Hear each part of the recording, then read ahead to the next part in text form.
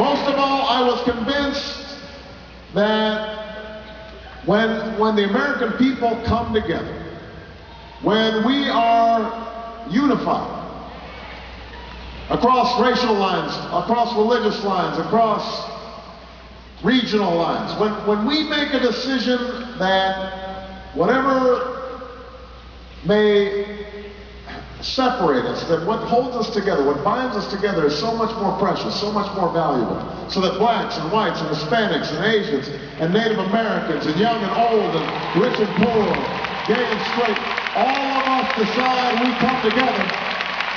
Nothing can stop us. No challenge is too great. No destiny is out of reach.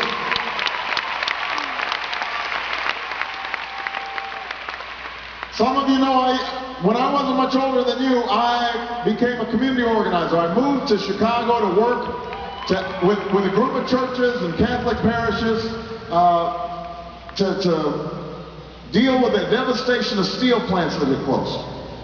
And it was hard work, setting up job training programs and trying to bring economic development to communities that had fallen on hard times.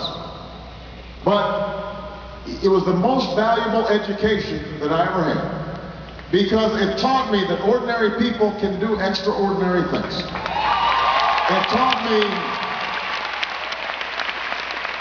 that change doesn't happen from the top down, it happens from the bottom up. It happens because the American people decide it's time for change.